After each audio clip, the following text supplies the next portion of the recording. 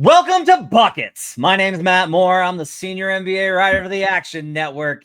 It's game week, baby. The NBA 2025-26 season has arrived, and we are set to begin our coverage of the season. Glad to have you with us once again. I don't remember how many seasons I've been doing this podcast now, but it's been a minute. I'm very glad to have all of you with us. Tonight's show is the Future Jays. I'm joined by Joe Dellera at Joe Dellera in the Action Network app and on Twitter.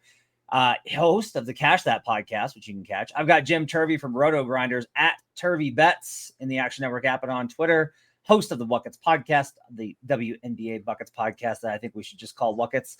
He's also over at Roto Grinders, grinding out projections all through the week on several sports. Glad to have you guys with us for this, the first Future Jays episode of the actual season, even though it doesn't start technically until tomorrow as we're recording this, or 2 days from now as we're recording this on Sunday night. Reminder, everything we talk about can be found in the award-winning Action Network app. It's the best way for you to track your picks. You get up the second information where your bets and money are coming in on. All sorts of great stuff in there. If you sign up for Pro, you're going to get stuff like Brandon Anderson's futures, his plays, the ladders. He hit a lot of props today, so you can go ahead and check those out. You get all sorts of cool stuff in the section, like all sorts of projections and cool things like that. It's pretty amazing, all the stuff that you can find, and we'll be showcasing some of it here on Buckets. Okay, so tonight's episode, we will give you best bets at the end of this episode for Tuesday night's game. I didn't want to we're doing a full show tomorrow for the opening night slate, but I didn't want to miss out on Joe and Jim's bets for that night. So we're going to do that. Also, as a little bit of a preview, tomorrow night we will be discussing King of the Court, which is going to return at DraftKings every Tuesday. We will be doing special episodes breaking down the best ways to bet into King of the Court every single time the DraftKings holds it. So be on the lookout for that. But to start off with, what I wanted to do is I kind of wanted to do a final exam. And I wanted to kind of look at some of the teams in preseason because there's a very fine line that you have to walk with preseason, which is you should not do things like, oh, this team was awesome, so they're going to go over. And you shouldn't do like, oh, this team looked crappy, so they're going to go under. Although I have a number later that we'll talk about with one team that makes me deeply worried already about a bet that I've already made. But there are definitely takeaways.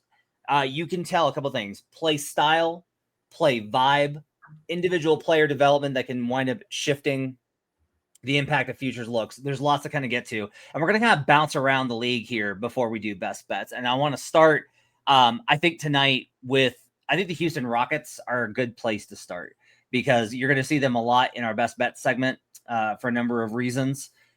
I do think maybe to me, the biggest, honestly, the most annoying trend out of preseason is that everyone jumped on Amen Thompson. Like everybody's on Amen. It's so popular. All the pundits are talking about him. Mm-hmm. You know who's really good? I'll tell you an underrated guy. Drives me nuts. And I was of the opinion coming in of, well, I mean, look, Amen doesn't really know how to play point guard. And we're talking about a huge jump that he would have to take in usage and scoring and efficiency and making jumpers and making plays and all these types of things. And God damn, has he looked good in preseason, and that most improved ticket looks absolutely excellent. Now, I did go ahead and tail it after it was given out on the Betapalooza podcast, so I went ahead and got in on it because I was just like, this is going to go that way.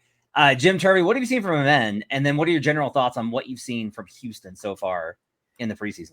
Yeah, I mean, they've looked really good. And I have to admit, there were very few teams. I was looking, we put together a little win total over under thing, Matt, for the whole action squad. There weren't very many that me, you, Joe, and Brandon, who were the four that I think had submitted when I was looking, there weren't very many that we all agreed on. We all agreed on the Houston under. And I have to say, so far, I'm not nervous. I still do think there are many paths to and under for Houston here, but I have been impressed. Again, it's preseason. We do not want to overweight this stuff. This is, I'm not hedging out. I'm not buying out. I'm not doing anything like that. But the big question was kind of the offensive flow without Fred VanVleet. I mean, I think impact-wise on both sides, Fred is great, but especially on the offensive side, without a natural playmaker to fill in for that role, they have the number one offense in the preseason. Again, there are a trillion factors in here, but they've looked good. Amen Thompson's looked very good. Reed Shepherd hasn't really been in like a playmaker role, but has actually just looked very good as like a scorer. I was skeptical of him being able to slot into like high 20s minutes and be like a productive NBA player. I mean, again, it's preseason, but some of those flashes are looking pretty real. I've been very impressed with them. I do want to see it, once we start on day one, the second best offense in preseason is Orlando. If they make a jump from their, famously can't crack the top 20 of offenses for like a decade and move up to number 2, I think we'd all be surprised. So a lot of this stuff is going to look silly in months, and we're not overweighting it here, but I do think you're right to start with them. Top offense in preseason and just looking a lot better than I think we thought it could be, even again in a very different environment. But yeah, definitely impressed with them, and definitely impressed with Amen Thompson. Joe found the Thompson 6+ assists for the full season. If you haven't gotten on that, get on that. Love that look as well. They're gonna have a tough test on opening night. We're gonna see him against the Thunder. So we'll get to know right away. That will be, as stiff a test as an offense can get is going against the Thunder. So yeah, it'll be a great test, but they're just gonna be a fun team too. I like that ticket, like we talked about in the Betpalooza, is just a really fun ticket to have the Amen Thompson, in part because you get to feel really smart when everyone's like, look at this underrated fun guy in Amen Thompson. When you're like, yeah, we know, buddy. Yeah. So yeah, I'm impressed for sure. So one thing I've looked at is first quarter performance in preseason. And the reason I do is because that's when the starters play, right? So like, do I really care about third and fourth quarter in preseason, right? And this is what's really interesting. The Houston Rockets are 29th in offensive rating in the first quarter. 96.3. That's a great wow. They're below the Guangzhou Loon Lions. So yeah, and again, I a lot of this is like, look, it's 4 games. If you have a bad shooting performance versus one squad, it's gonna go that way. Durant didn't play until I think that maybe their third preseason game. Yeah. So it's like it's whatever. But I do think that's kind of like an interesting kind of comparison here, as well as like, look, if you want to know like where that come from, they're the number 1 second quarter team at 132.4, and the big reason for that, Jim, is that's when they got to the 2 big lineups that they're running, which I think is really interesting. Some of the things that we kind of saw in preseason with those 2 big lineups is they are predictably extremely vulnerable at ball handling pressure. So what you're going to see, kind of like just as a general kind of thought here, I would be on the lookout, and I will be on the lookout for opportunities where if they face a team that applies a lot of ball pressure, Toronto, Boston, a few others that are going to run more full court pressure this season, because you're going to see a lot more of that this year from various teams. I think Portland's going to be another one of those. Phoenix, actually, I think is going to run quite a bit of that. Those are teams that maybe that Houston's going to struggle against when they get to those 2 big lineups, because they just don't have enough. They do not possess enough ball handlers to kind of counter it. Joe, I know you're very big on the KD bets this year. What is your kind of thought? I mean, KD looks awesome in preseason. I don't think there's any reason to be concerned. Yeah, I mean, I think that Kevin Durant is just one of those players that can slide into literally any team. Like he's always going to be a positive, at least as an individual scorer. So I think at the end of the day, when I looked at this Houston Rockets team, especially with the Fred VanVleet injury, kind of now where you say, you got to have somebody that can just score. And I think that, that's going to be the major question for maybe somebody else on the Rockets to become that player where you can give them the ball if Kevin Durant's not on the floor, and you can say, hey, like, we need a bucket, get us the bucket. And I think that right now, with outside of Durant, I don't know who that guy is, and I don't know if they even have that guy or who that person could be. I think a lot of us project that it could be Amen Thompson, but he's not a particularly good shooter. So, he might be able to get to the rim and score, kind of same thing with Şengün, but that might not work in like every situation. So that's going to be my biggest question mark for the Rockets. I think this season is just who is going to be the number 2 scoring option on this team. I think Durant is always going to be basically the 1A option on any team that he's on, at least really like until he retires. But it's going to be interesting, I think, to see how much of the, like, we don't know what to do, give the ball to Durant. Like, is he going to benefit from that, especially early on in the season?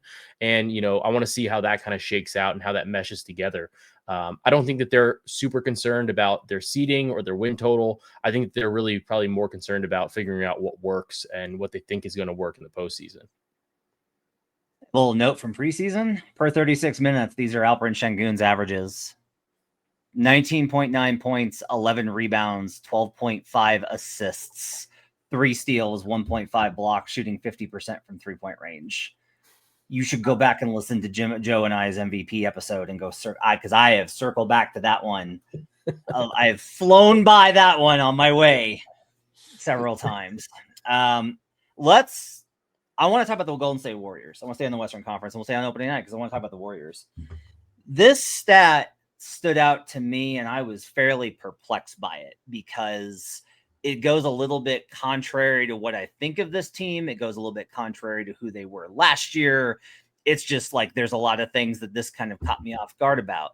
So per 100 possessions in the preseason, the number one team in 3-point attempts, per game, the number one team in 3-point attempts was the Boston Celtics, as you would probably imagine, at 47. The Golden State Warriors come in at the third most makes, and they come in very high on attempts as well. They are absolutely bombing from 3, including, this is another one that I found, they lead all teams in preseason in transition pull-up threes. And because I'm a sicko, I went further and was like, is this just like the randos? Because that's possible that you're just running guys out in the fourth quarter and they're trying to make the team and they're launching from the logo. And it's not. The leader on the Golden State Warriors on the number one team in transition pull-up threes is Quentin Post of all guys. Yeah, what? There's a stat. I don't think it's pods or something, maybe. You know what it is? They're having Quentin Post run like the Al Horford formations to see if they're going to work or not. So Curry was second, and Paz was third. And so I stayed away from Warriors. I was just like, that was too close to my projection, and I was just like, I'm not going to get in here. I don't want to take a strong position on Golden State. I am kind of like, oh man, they could be really good. Like they could be really, really, really, really good, which is not good for me because, as a spoiler, I'm probably going to be betting against them in their first 2 games. So that should be fun. I do think the Horford stuff really kind of pops.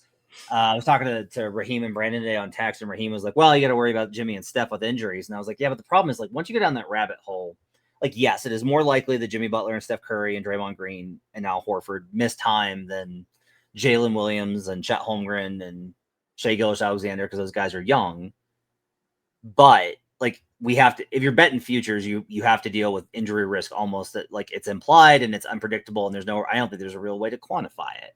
You can kind of look at like, well, I expect them to miss 6 to 8 games, 10 games, 12 games based off of rest. That's fine. I think with Horford, it's probably like 20. Like, I would be surprised if Horford played more than 65 games this season. But I mean, the Horford lineups do look like they're going to be awesome because of the natural chemistry that he has with Steph. So I am not making any sort of like adjustments in my portfolio or betting on the over, but Joe, I have definitely taken notice that the Warriors look pretty good. Yeah, I mean, I like the acquisition of Horford. He's definitely a player that's going to fit with them. I do tend to skew a little bit more towards the under. I get what you're kind of saying about, you can't get too far into the weeds with the injuries, but I mean, this team overall, to me, like, they just are old, and they're not guys that haven't been hurt. Like, it's not like, honestly, like, I would have less injury concerns about LeBron, even though LeBron's starting the season hurt right now, but like, he comes back, I would have less concerns about him getting hurt than somebody else on this Warriors team getting hurt, because we've seen it before with these players. Like, Curry has missed extensive time before, Jimmy Butler misses time, like, Draymond Green misses time. This is not like a situation where, like, I struggle to see it the same way, because I think that a lot of these guys on the Warriors have gotten hurt before, and their injury history, like, isn't great. So I am a little bit more cautious in terms of their like consistency on a night to night basis, just based on the based on that. In terms of their ceiling, like could they go win a title? Yeah, maybe if they're all healthy. But I skewed a little bit more towards the under on them, and like I'd rather bet on the bad outcomes, because I think that at the end of the day, people want to bet on the Warriors. People like Steph Curry. They like betting on that. And I think that it's causing the market to shift in a way where I'm getting a better number on like missing the playoffs and on the unders than I would be betting overs on this Warriors team. Jim, you got anything to add on the Warriors? Not a ton. I'm close to in lockstep with Joe. I like them to miss the playoffs, but I will say on a night-to-night basis, I'm kind of closer to you. So I'm kind of futures-wise with Joe, night-to-night with you, because that's like when healthy, I'm not to play spoiler, but I'm going to be on the Warriors opening night, because I think that they are, as a squad, I know you did a good job picking apart some of it, Matt, like that crazy run they went on to end the season. It was 23-7 to end the season or something. And there were some like kind of fluky things in there about like opponent 3-point percentage and their own 3-point percentage, stuff like that. I do think this seems really good when healthy. So I think that they're a really fun team to bet night to night, and a really scary team to bet like looking ahead. So I think, like Joe said, like I wouldn't bet their win total under, like a -110 for 6 months. I wouldn't bet it either way on that, but like to miss the playoffs at 3-1, something like that. Or if you're going to at some point, if they get to the postseason healthy, even if they're coming from like the 8 seed, I will see no reason not to bet on this team as like maybe the reason is you don't see them staying healthy for 3 months. That is a fair counter. But I think that, certainly in like a series, like if they played the Thunder round 1 and we got a really, really long number on them and they were fully healthy, I would probably be pretty interested in betting the Warriors, honestly, because I think that fully healthy, the talent is definitely there. Yeah, I'm trying to get past my own kind of like, I was so unimpressed with this team last year that I'm trying to get past my own prior on it, but we'll see how they look to start the season and going forward. Let's talk about one of, I think they're a darling for us. We've liked this team for the last couple of years. It's the Orlando Magic. I want to talk about them and kind of what they've looked like in preseason. Jim, this is a team that you wanted to talk about. What are your thoughts on the Magic coming into the season? Yeah, so Houston was one of I think there were 3 teams that we were consensus, the 3 of us and Brandon. Houston, we were all under. Orlando, we were all over. I got to say, I do not love the lack of news coming out about Jalen Suggs. And it kind of seems like he's going to miss the opener. And it kind of seems like he could be out like a week past that. And Jalen Suggs was so essential. We joke about it, Matt, about how we think he like might be the best defensive player in the league, and how we kept referencing those stats about, like the wins with Franz and Paolo were one thing, but really it was like Suggs in and out of the lineup that was like the very distinct binary on was Orlando winning or not. Now they have this really easy schedule to start the season, so like theoretically this would be the time for Suggs to miss, but for a guy who like is starting to rack up a little bit of an injury reputation, I really don't love seeing him miss time. Obviously, Bane being here helps things out. Having it's Tyus, right? I know one of the Jones brothers. I always mix the 2 Jones up. Having Tyus there, it's a little bit better stabilizer, but Suggs is really essential to the ceiling of this Orlando team. And that bet that I loved so much, that was best winning percentage by the end of November, that Brandon found, with Suggs out, I'm like, I'm not going to cash out or anything, but I definitely was like, that was maybe my favorite bet I made in the last month. Now I'm like, no Suggs. Like it's still a fun ticket to have. They have that really easy schedule. I think they're going to be good, but Suggs, I do think that's a pretty key piece that I'm bummed to see out with like no real updates either. Yeah. On Tuesday, Weltman said that, Mosley said that he had done 3-on-3 full contact, and he had been doing 5-on none, and his individual work is still no contact. I would say probably that to me kind of sounds like he's going to miss maybe that first week. Yeah. And then maybe makes the debut the following week. Yeah. Or it might be like 2 weeks, 4 games that he misses. Orlando does do some weird injury stuff. They're not at like the Memphis level, but they do some weird injury stuff. And when there's no news, it's not just 2 weeks. Even if the 2 weeks ends up being not accurate, I like the teams to give like an update, and you have, what the injury is, what the tracking, the kind of vague stuff I struggle with at times. It's also just like annoying because it's not like they're playing every team in the league. I don't know how much of an edge is it to not have Jalen Suggs listed as out for 2 weeks? Like, is it an edge? Like, I don't know, probably not. Like, so they have, I think part of this is that what they don't want to do because I think this probably is a huge problem with Philadelphia. Oh yeah, they're terrible at it. Well, yeah, but what I mean by this is like it's okay. Like Philly is just like, yeah, we don't care. Yeah. It's probably a ticket thing, right? So it's like, okay, and they start at home. They start the season off at home, and you're just trying to be like kind of keep. And I'm not saying people are like turning out in droves to go see Jalen Suggs. I am just gonna say, like, Me and you are setting the precedent for your obscurity, your obfuscation. There we go. The obfuscation of your injury status can largely be built off of like you don't want to scare off people from going to games. So that's kind of, I think, part of the equation to figure out. Yeah, the Magic offense has been good. I'm just like, you're gonna have to do this for 3 weeks for me. Oh, definitely. You got to stay healthy and put the little round thing in the bucket for 3 weeks, and then I will start to be like, okay, let's go. Well, real quick on Orlando, Wendell Carter Jr. looking awesome. And I kind of buy that too. I didn't think I was a little disappointed last season. I have been a believer of his at times. If he pops this season too, I mean, that 1 seed is right there for them. So still overall very interested in Orlando. All right, Joe, what do you see in the Knicks in preseason? Let's just go ahead and get this section of the pod over with. Guys. Just want to break the news. This is a Knicks podcast moving forward. Joe, I saw you smirking when I said that 1 seed is right there for Orlando. You're like, get the fuck out of here. Well, yeah, no, they can get the best record through the first month of the season. We can do that, but I will say that with New York, I'm a little bit surprised, and then I'm not sure if it's just winds up being the coach speak, but Mike Brown has talked about playing fast, and that was something that he kind of wanted to do, and New York is playing at one of literally the slowest paces in the preseason. And Matt, I kind of sorted by first quarter too. They're 30th in first quarter pace. And throughout the entire game, they're 31st. So they are playing very, very slow. The only teams really below them are some of the international teams and the Clippers. But they're at a 98.55 pace, which is a little concerning to me looking at this. Preseason plays fast too. Like we're seeing the top teams in preseason. I think the Blazers are at 110 in terms of their pace, which is blistering. Like if that's a real pace this season, we were going to be seeing some crazy point totals.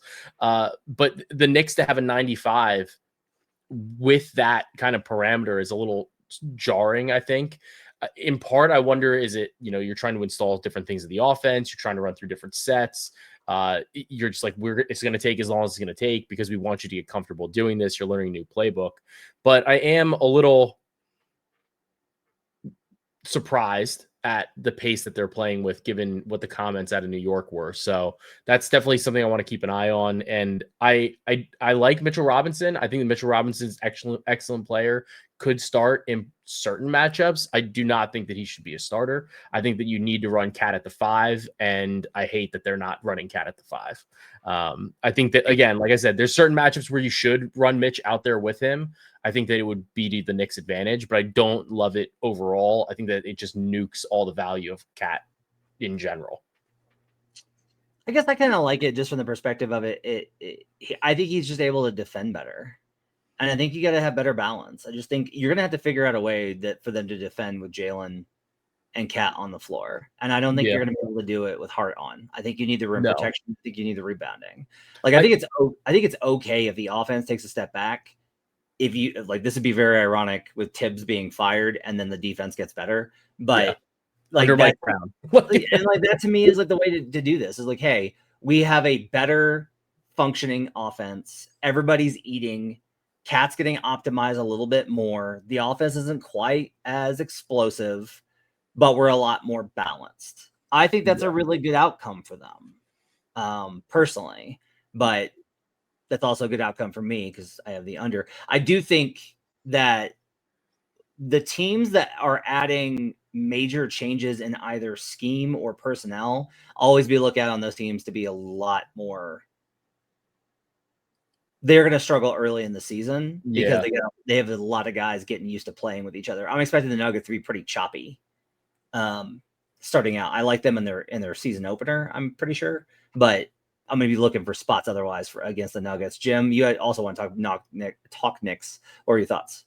Yeah, unders in terms of, maybe not regular season win total, but player unders. Talked about this on the Bedpalooza with like Brunson. If you see a season long under for him, I really love that. The pace being down. I think the minutes for those starters are going to be down, going off of a Tibbs year to a Mike Brown year. So I'm maybe looking at like the game total unders too. I think I think this is just unders every way you cut it. I do skew with you, Matt, towards the under on the team win total, in part because I do think it will be a little choppy at first, and I don't think they really want to push their guy. Like they're not going to do the Tibbs thing this year, and like Josh Hart should get a break in the middle of the season. Like Deuce McBride should get a chance to kind of like run. Like they should try stuff out and get like be okay with a 2 or 3 seed and making sure that they've proven themselves. They're getting to the postseason, but like everyone who's a Knicks fan wants they want to get to the finals at least. So the regular season shouldn't be the point of emphasis. I like what they did with the bench, but I do think that there's no reason to, because you've got that better bench now. There's no reason to go crazy on the starters. So just take the foot off the gas a tiny bit, and I think that is what they'll do.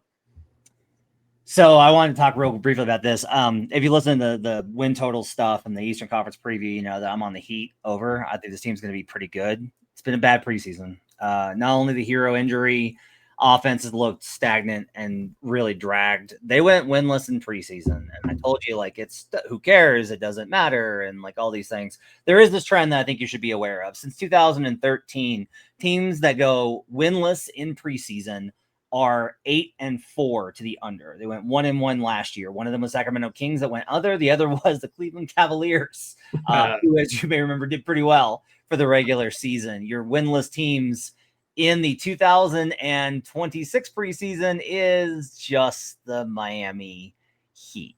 So Ryan's in shambles. that doesn't make me feel great about them going 0-6. The idea here, if you want to actually kind of apply some logic, right?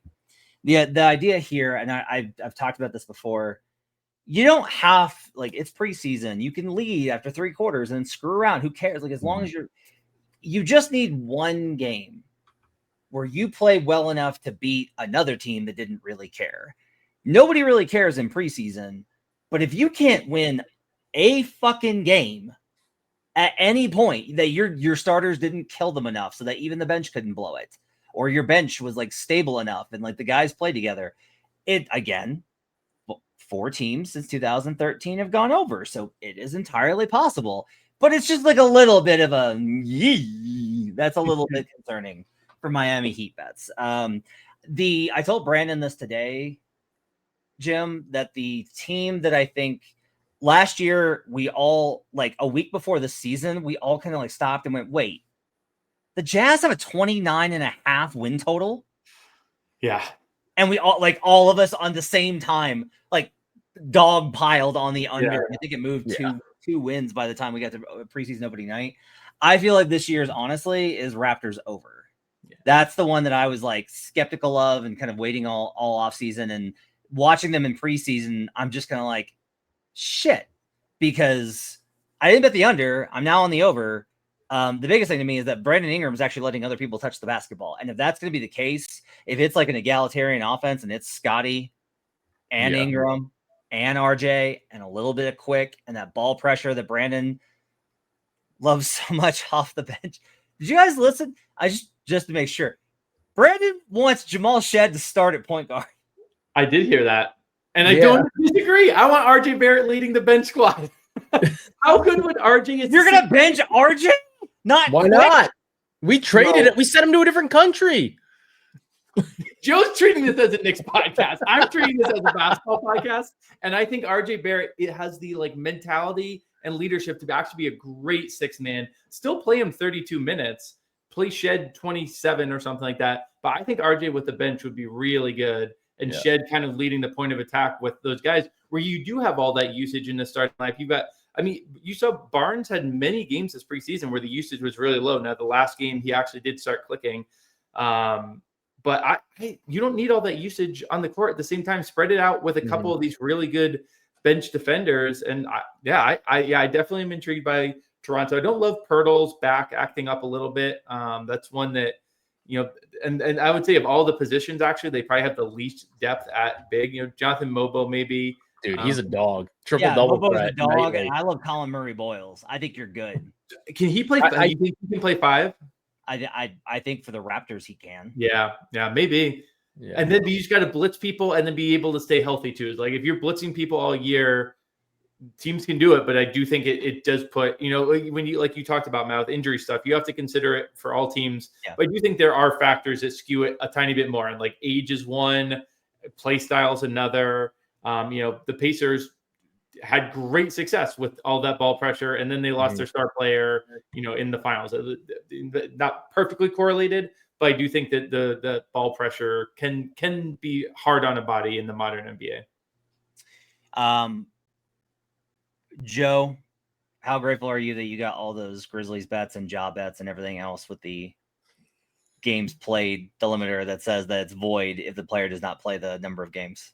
I will say that this is exactly why you come to us for your betting. Like it was like very specific. It was like, this is why we're going to get in on this. And then the Edie stuff, we bet it where the minimums were a little bit lower. So we knew that we didn't need 41 games for certain parts of the Edie stuff. So I do feel vindicated in that thought process. I do, I wish I just had the money back right now, as opposed to having to have it kind of sit for probably like 6 months, 7 months. But we've made worse investments than 0% ROI, besides like the time value of money. So it is what it is. Hopefully the Grizzlies can come back healthy and they're fun to watch. But I mean, at the end of the day, if they get into a play-in situation and they're healthy, they got enough talent to get out of that too. Yeah. So I'm not, there is still a chance there with that. This is what Memphis does on like both sides of this coin, right? Where they they have the injuries and they do the weird reporting and Jaws in, Jaws out. Jerome, we don't know, all this stuff. But then they find Javon Small, and it's kind of like, man, I gotta think Javon Small could be a really good backup point. Like they are so good at finding and in like evaluating talent and then growing that talent that like they can have these years from hell and they still have like pretty good rosters, and then those guys slot in as like key bench players. So like they're just grizzlying to the utmost grizzly degree. They are just like they're hurt with weird injuries, with bad reporting about it, but now they're finding some guys who are gonna like be key contributors and they're gonna win. But they're just the Grizzlies, man. They are one of the most unique teams in the NBA in that sense, I think. And it's always the same position at the same time. Like it can't be, like one center, like one guard, whatever. It's like, no, just every guard on the team. Like they're all hurt. Like it is what it is. All right. We got time for one more. Let's talk Dallas real quick, Jim. What are your thoughts on Dallas? Yeah, I really want to get – so Dallas is one of we talked about Orlando consensus, Houston consensus. Dallas is very much not a consensus. I wanted to ask you, Matt, specifically – the top defense in the preseason, that mean anything to you at all? I mean, the Celtics being second, I think it's a pretty easy answer to just be like, no. But I wanted to get your thoughts on the defense. And then I think maybe this is more important. If they're just going to have Cooper Flagg be the point guard to start the season, and he looks like he can be a better point guard than D'Lo, and D'Lo's coming off the bench and just playing like, low 20s minutes, does that make you feel any better? So do either of those move you at all towards Mavs intrigue, or you're still out? I'm still out. First quarter, they are 13th in defensive rating. So I think, again, this is preseason. So this could also go the other way where it's like, hey, they played really good defense, and then they ran into like two teams that just got hot right off the bat, and that's okay. I go back and forth on this because if you're like, do you like Cooper Flagg at point guard? My answer is yes, because I think Cooper is a really dynamic player with really good instincts. But rookie point guards struggle, and he's not even a point guard playing point guard. Yeah. Now, his ability to hit the three, if he's going to continue that rate, if that's going to be what his three-pointer looks like, that fundamentally reshapes everything. Because that's a big concern, I can tell you, from Mavs fans I've talked to, is they're like Kirk Henderson over at Mavs Moneyball is just like, how are they going to shoot threes? Who's shooting threes? Yeah. And I think it's a real kind of concern from that perspective. Everything about Gafford to me screams, this guy had a good 4-month run with really good 3-point luck defensively, and I don't expect that to hold. But I'm also somebody that really believes in Derek Lively. So it might be fine because it's just like, yeah, if Gafford's not getting it done, they'll put in Lively, and I think Lively's awesome. Well, and is there a chance that Gafford being hurt to start the season lets Lively establish himself as like the 28-minute a night guy, and then Gafford's just the bench role, which is what you want? Or just trade trade Gafford. There are teams, there are disputes where one of us will be on an under and I'll be on an over, and I'm like, no, like it's an over, or no, it's an under. This is more that I'm anti-over. I think is a better way to kind of put it, is like, I'm not like resoundingly on the under because there's a million pathways here, I think, for the Mavericks to go over. I don't think that my projection is capturing them accurately based off of, I'm starting from a flawed position. Like, I do a lot to try and account for the messiness in last year's numbers. I give teams like huge benefits of the doubt. So I don't think I've got a good projection on it. I'm not like willing to throw it all out, because there is kind of this part of me that I do believe this, where it's like the defense fell off and everybody's like, oh yeah, Anthony Davis got hurt. And it's like, okay, I am of the belief that your defense needs to continue to perform at base levels, regardless of who the personnel is. Yeah. When Rudy Gobert is out, the Wolves are not a bad defense. They're not an elite defense, but they're not a bad defense. And that is one of the things causing me a little bit of tension here. I am not like resoundingly confident in, no, the Mavericks are going to be terrible. Everyone is crazy and I am the smart one. I am more just like, man, there's a lot of pathways for this to go well, but you're banking on things like sure hope that a rookie doesn't have his handle torn to pieces and ruin his confidence on a team coached by Jason Kidd. Yeah. So. I thought, what my thought with the Mavericks was, at least to start the season, or, like while they're presumably running this rotation, I guess I'm assuming the starting lineup is going to be like D'Lo, Clay, Flag, AD, and Lively, right? My thought with this defensive rotation is I think they're going to give up a ton of threes, like especially early in the games, because I don't like D'Lo's not a great defensive player. Clay's a little bit slow. I think Flag is going to take a little bit of time to adjust, and then you're running a double big. So like I think they're going to have trouble rotating on the perimeter, and I think they're going to give up a lot of threes. I think they're going to get behind the 8 ball, I think, like early in games, because they don't have like that 3-point defense. And I mean, looking at preseason, they're allowing basically the most threes per like in the first quarter. They're up at really second most after the Hornets. The Hornets are at 13.8. The Mavericks are at 13.5 or 13.3. I think that's something that's going to carry over into the regular season, because to me, it's like a rotation thing. And it's just, how is your defense adjusting? And here we've got two guys that are brand new in Flag and D'Lo to this team. And then Clay is just not that good on defense anymore. Like, he's just slower. So I think that's going to be something that's exploitable early in the season too. Okay. We've kind of hit on the preseason teams that we wanted to get to. And now I can't believe this is here. Let's do some best bets. I'll try to figure out how we do this again. We will give our best bets. Little bit of a new format this year. So what I want us to do is we're going to do 3-star, 2-star, 1-star. We've been doing those for the futures, and I liked it enough that we're going to continue to try, at least early on in the season. We're going to keep this for best bets. You should consider it this way. 3 stars are the absolute, yes, I love this bet. 2-star is I plan on betting it. I'm not like over the moon about it. 1-star is either I'm betting smaller units on it or it's a lean. So if it's more than that, we will tell you, like, I like this one as much, I just put it in a 1-star.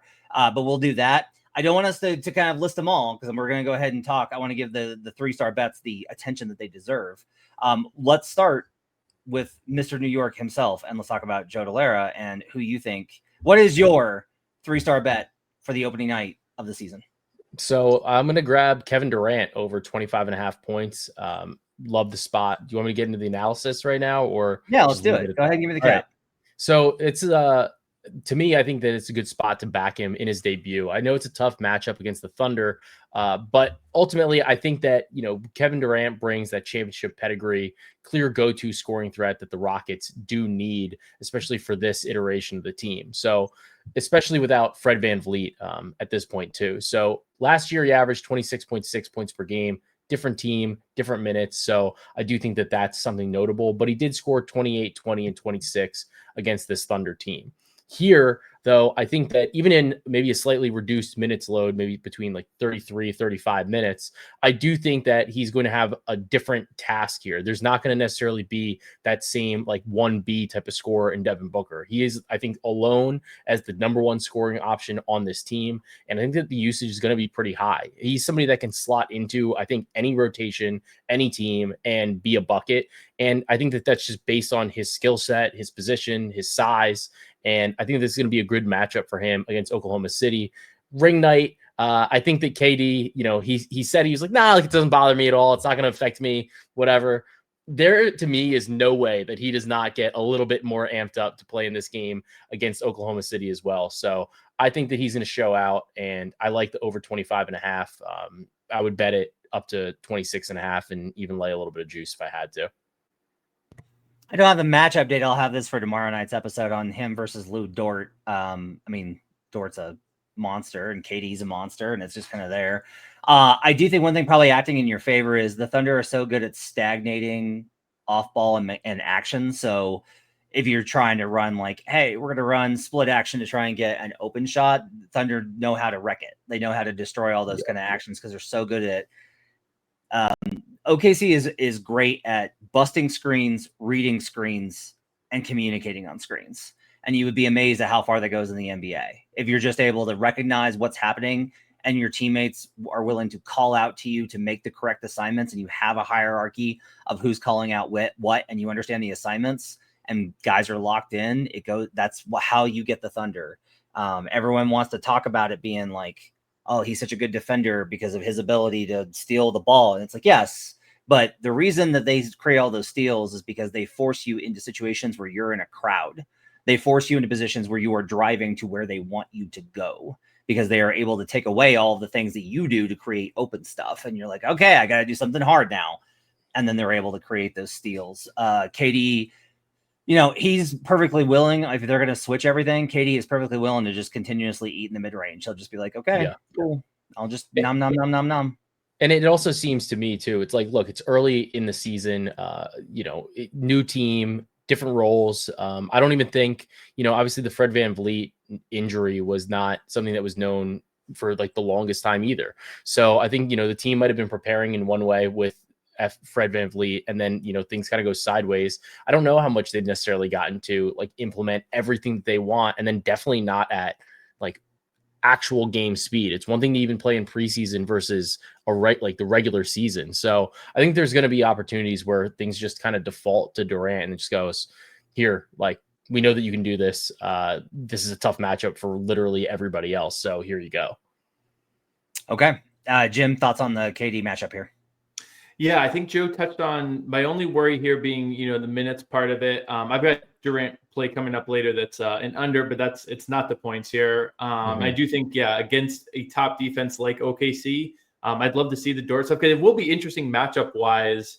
I think both teams are going to go double big. I think they're both going to lean into it for each other. I think we'll see Adams and Şengün for Houston. I think we'll see Hartenstein and Holmgren. So yeah, probably will be Dort on Durant. When you first said that, I was like, Dort for Durant. And I was like, oh wait, yeah, no, actually, those are like the two shooting guards somehow in this like absolute monster fest of size. So I'd love to see that matchup data because I do think they probably have a fair amount of history together. But yeah, I do think against a team like OKC, when they're gumming everything up, you go to the guy who can kind of create his own shot like KD. This is why I need an intern. I can just be like, go look that up right now.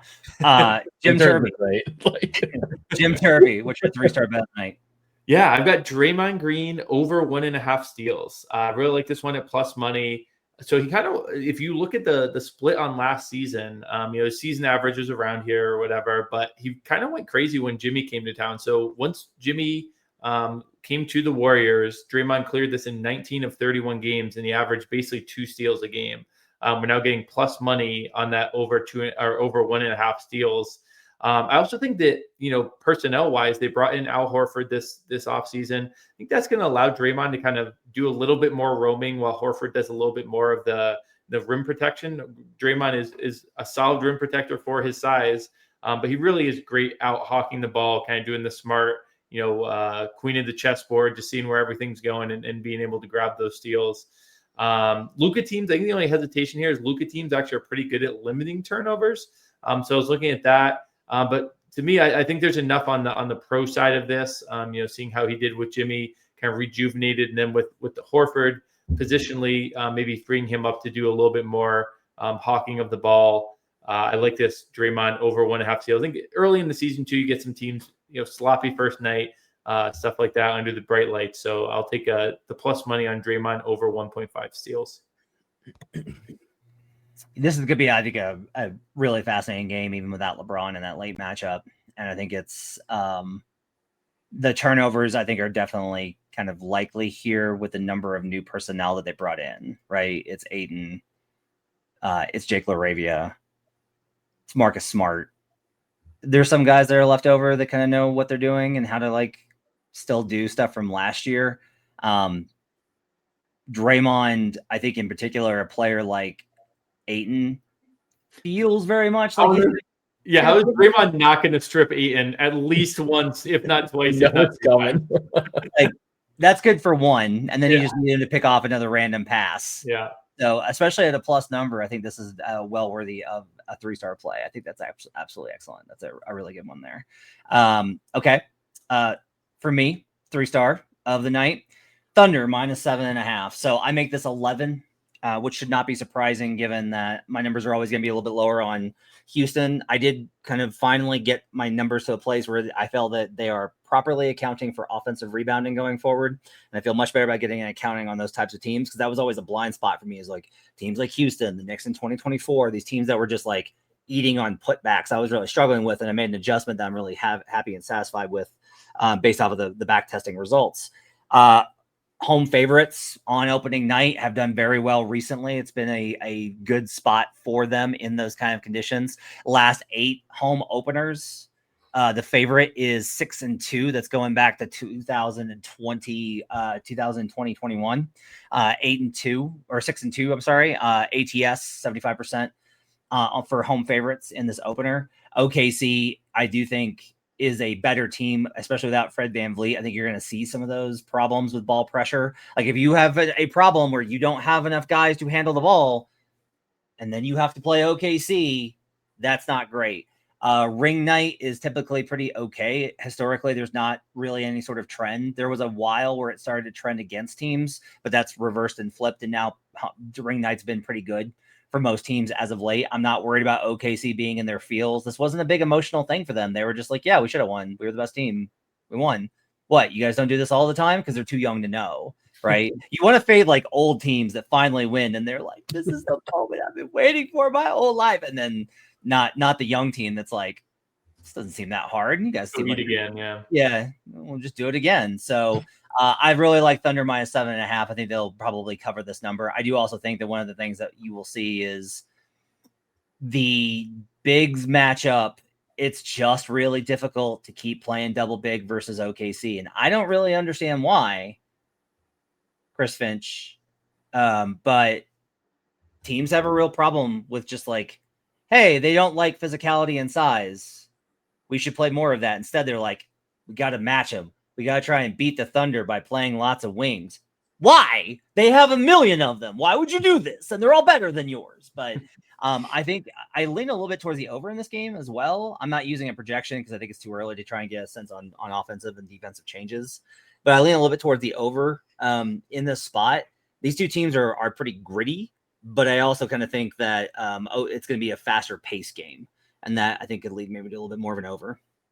Matt, can I hop in real quick? Just say, so this is my 1-star play. I am on this side as well, but I will say this: we don't know 100% sure on J-Dub yet, correct? Mm-hmm. Yeah, he's still on. Should we wait? Because I don't think J-Dub's going to play, and I think there's at least one more point to be squeezed out of there, and I think that 7.5 to 6.5 is pretty nice, and I would love to get that 6.5. So would you say give it a second and wait for it, but then still be on the Thunder side, even without J-Dub? That's how I'm approaching it. I'm comfortable under 8, but I definitely think that there's advantage. I think there's always advantage to waiting until the injury report goes up. Yeah. Coming out of preseason. And we've seen some randos pop in terms of various things in the last couple of days where it's oh, hey, by the way, Zach Collins is out for 2 months. Yeah. Random stuff. Right. So I think it's probably worth it to wait to see if you can get that better number.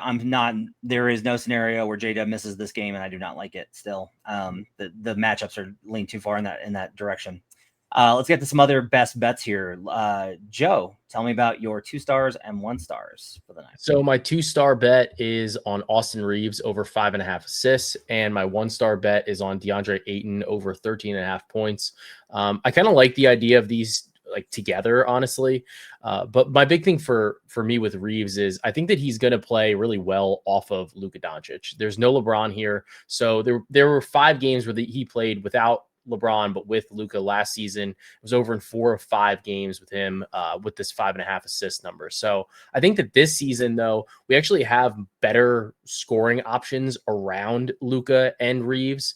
I think that DeAndre Ayton, as much as people kind of give him flack, when he is engaged, he's good. So first game with the new team, I think that he's going to be pretty engaged here. So I do think that this is a good spot to back him. He's still a pretty decent like role threat. Good in the post, good on the interior, and I think that's a good opportunity here against this Warriors team where you go, well, like who are their bigs per se? You obviously have Al Horford, who's a little bit older, but I do think that it's maybe a good spot. He maybe turned the ball over a couple times too for you, right to Draymond, but I do think that the 13.5 is a little bit light for DeAndre Ayton, and then for me, in terms of Austin Reeves, the over 5.5 assists, we see this from Austin Reeves all the time without LeBron. He is given the keys to run the offense. And I think that early in the season, it wouldn't surprise me if JJ staggers him and Luka a little bit more in this game so that they have coverage. So that way there's at least one of them on the floor at all times to kind of run and facilitate the offense. So I like the over 5.5 assists. If you can grab plus money, that's awesome. But I would play this to at least standard juice of -115. On the Reeves assists, does it at all worry you about how Reeves is going to fit in with some of this personnel? Because I'm not sure. He's looked good in preseason for sure. Yeah. But from a playmaking perspective, I don't know. I don't know what role he's going to kind of play. And then also just I'm kind of concerned this is going to be so much Luka. It's just going to be Luka. Although Reeves will probably get that second unit, so maybe that's where he can do some damage and pick it up. Yeah, that's more of where I'm at, honestly, is that I think that he's going to run second unit. This team is a little thin still. But I do think that the scoring options around him are a little bit better. Gabe Vincent, healthy, good 3-point shooter. Jake LaRavia, good 3-point shooter. You have Hayes, Vanderbilt, both players that can kind of, score in transition, off the bench, on a lob, whatever. So I do think there's some optionality there. Then plus, if you're going to play Luka, Austin Reeves, pick and roll, I think that works pretty well for Reeves. I think that Luka is going to be the guy finishing most of those possessions, and Luka's not afraid to shoot. So, any Reeves pass to Luka, that ball might be going up, and Luka makes some crazy shots. So I think you get some, maybe even an assist or two just on Luka doing Luka things off of a Reeves pass.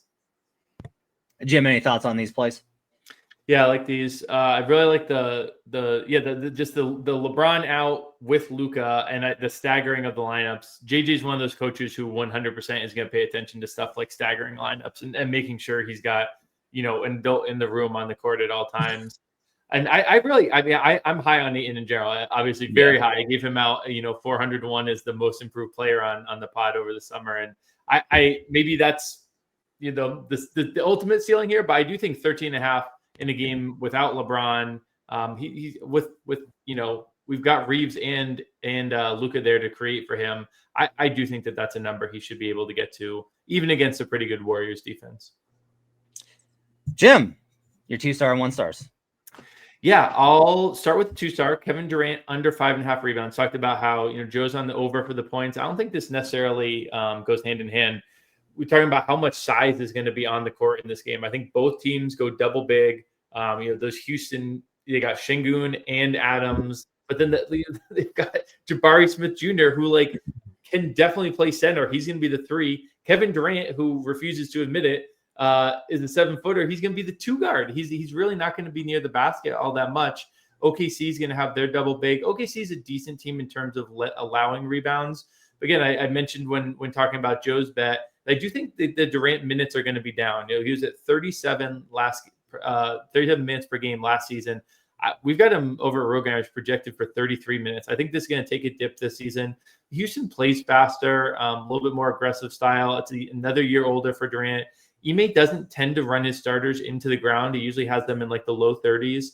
And we've seen this trend from Durant over the years. He was at, if we look like 5 seasons ago, he was 7.4 rebounds, and it was down to 6.7, 6.4, up a tiny bit to 6.6. But last year, 6.0 was the lowest he's had since his rookie season. There's just not going to be that many rebounds for Houston, even, if he wasn't trending down. But, it makes sense as he gets older, a little less wear and tear near the basket here. We haven't projected rotograms for 4.78 rebounds. So this is juice to the under 5 on the 5.5.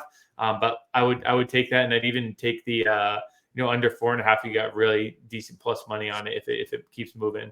And then the 1 stars talked about leaning towards OKC with you already on the 7.5. But I do think I will wait for that one. I'd love to see that J-Dub news and potentially get that 6.5. And then the Warriors, I did also touch on that briefly as well, just about how when this team is healthy, I really do think it's a very strong team. I'm skeptical of the Lakers in general this season. We didn't talk about them in the team overview section, but that's a team that I'll probably be looking to fade in certain points. I do think Skinny Luka is a real potential thing, and I want to see how it plays out. But I think that's more in terms of like him staying on the court healthy than now he's going to score 37 points. I think that we've seen what Luka does. The health thing, I think, is the bigger thing in terms of Skinny Luka. So if he's at kind of that same really good Luka level, even still, I think this Warriors team has more talent. So I'll be on the -1.5 for the Warriors side. Well, I half agree with you. I like the Durant angle quite a bit. By the way, I pull up the numbers. Luguent Dortz versus Kevin Durant last year, 0 minutes. Durant was not available for any of their matchups. Brutal. If you go back to 2024, I thought this was interesting. KD only scored 10 points for 36 minutes of matchup time. So he was efficient, 47% from the field and 67% from 3, but he didn't get that many shots. Now, that's as much about Phoenix as it is about KD, but just something kind of interesting going into that matchup on Tuesday. My 2 stars and 1 stars. Alperen Sengun over 33.5 PRA. I love this number. He hit 33 or higher in 6 of the last 8 matchups versus OKC. OKC, even with the double big, does wind up struggling against guys who can rebound consistently and bigs with skill. Alperen Sengun is both. I think Alperen Sengun is going to be the best player on this Rockets team this season. I think he's going to be, if the Rockets, if we're wrong on the under, then I think the Rockets are going to win 56 games, and Alperen Sengun is going to be an MVP candidate. That's how good I think this guy can be. As much as I was like, the summer I was like, stop talking about him with Jokic. They are not the same. Like, Jokic is like beyond. Whatever that level is beneath, definitely not Jokic, but still amazing. That's where Alperen Sengun exists. He will have more slicers and more cutters. A very good way to counter the ball pressure is give it to a guy who they can't ball pressure, because Isaiah Hartenstein and Chet Holmgren are not going to be like swarming him. They'll just wind up fouling him. He'll pump fake and draw a foul. He will have opportunities in the short roll when they blitz. He'll have opportunities. He's really good versus switches. I think Sengun is in a really good position in this game, both for rebounding, assists, and points. I think this is a great opportunity for him at 33.5. I love that number. I will take Alperen Sengun over 33.5 PRA. I do lean towards Lakers money line plus 110. So this is 1.5 in the market kind of consensus towards the Warriors after the LeBron news. Even with the LeBron absence, I still make this Lakers minus 0.2. Now it's giving them kind of like a flat home court advantage. That's where I start at before we get stable numbers in the season. A lot of this is just like, look, that it's still a home team, and it's hard to win. Home openers are tough. It's hard to go on the road and be a team in a home opener. But this is a lean and not a bet for me. I will do some more research and probably have another bet tomorrow night on buckets to review. Jim Turvey, Draymond over 1.5 steals, Durant under 5.5 rebounds, leans on Warriors minus 1.5 and OKC minus 7.5. Joe Dellera's 3-star, Durant over 25.5 points, Reeves over 5.5 assists, Aiden over 13.5 points. My 3 stars, Thunder minus 7.5. Wait for the Jalen news. Alperen Sengun over 33.5 PRA, and Lakers money line plus 110 is a lean. those are your first best bets for 2025-26 NBA season here on Buckets. Make sure to download the Action Network app. Give us a like and subscribe over at youtube.com/The Action Network. I know I said this show would be live. I'm sorry that it wasn't. I forgot about the NFL recap show with Brandon Anderson that you should go watch. But Monday through Thursday, we will be live. We will be live every night at 11 Eastern. Go check it out. Come join us. Hang out with us. Give us your bets. We'll talk about all of them. Appreciate you guys being with us. Thanks to Joe and Jim. We'll see you guys again next time. Until then, let's get buckets.